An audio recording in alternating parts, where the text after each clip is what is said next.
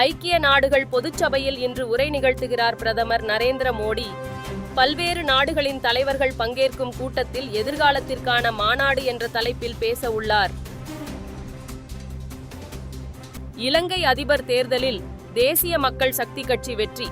தேர்தலில் வெற்றி பெற்றதை அடுத்து இலங்கையின் புதிய அதிபராகிறார் அனுரகுமார திசாநாயக்க. திருப்பதி லட்டு விவகாரத்தை விசாரிக்க சிறப்பு குழுவை அமைத்தார் சந்திரபாபு நாயுடு. நெய் விநியோகத்திற்கான விதிகளை ஜெகன்மோகன் மாற்றியதாகவும் புகார். திருப்பதியில் லட்டு சர்ச்சையை அடுத்து பக்தர்களின் நம்பிக்கையை மீட்டெடுக்கும் வகையில் சாந்தி யாகம். கோவிலில் உள்ள யாகசாலையில் ஜீயர்கள், சாஸ்திர நிபுணர்கள் மேற்பார்வையில் வேத பண்டிதர்கள் யாகம் நடத்தினர். 12,351 கோடி குத்தகை பாக்கி செலுத்தாததால் சீல் வைக்கப்பட்ட கிண்டி ரேஸ் கிளப் நிலம் பசுமை பூங்காவாகிறது. தோட்டக்கலை சார்பில் பொதுமக்கள் பயன்பாட்டுக்காக மிகச்சிறந்த பூங்கா மற்றும் பசுமை வெளி உருவாக்க அரசாணை வெளியிட்டது தமிழக அரசு. ஆம்ஸ்ட்ராங் கொலை வழக்கில் தேடப்பட்டு வந்த ரவுடி சீசிங் ராஜா என்கவுண்டரில் சுட்டுக் கொலை. சென்னை அழைத்து வந்தபோது நீலாங்கரை அருகே காவலர்களை தாக்கிவிட்டு தப்பிச் செல்ல முயன்றதால் சுட்டுக் கொல்லப்பட்டதாக தகவல். ஆந்திர மீனவர்கள் 5 பேரையும் விசைப்படகையும் சிறைபிடித்தது இலங்கை கடற்படை. நெடுந்தீவு அருகே மீன்பிடித்துக் கொண்டிருந்த போது இலங்கை கடற்படை அத்துமீறல்.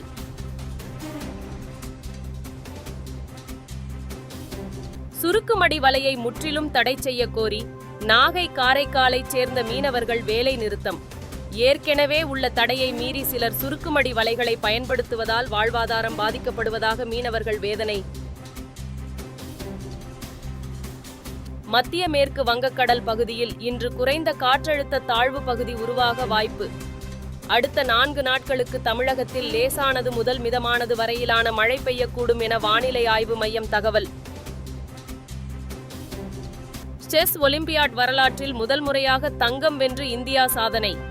ஆடவர் மற்றும் மகளிர் அணிகள் வரலாற்று வெற்றியை பதிவு செய்ததால் இரட்டிப்பு மகிழ்ச்சி.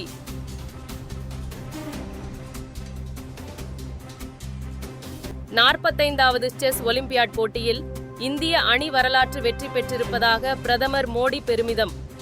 இந்திய விளையாட்டு வரலாற்றில் புதிய அத்தியாயம் என்றும் செஸ் ஆர்வமுடையோருக்கு ஊக்க சக்தியாக இருப்பதாகவும் புகழாரம். அமெரிக்க அதிபர் தேர்தலில் தோல்வியுற்றார், மீண்டும் போட்டியிடப் போவது இல்லை. முன்னாள் அதிபர் டொனால்ட் ட்ரம்ப் அறிவிப்பு. அதிக வயதில் டெஸ்ட் கிரிக்கெட்டில் ஒரே போட்டியில் சதமும் 5 விக்கெட்டுகளும் எடுத்த வீரர்.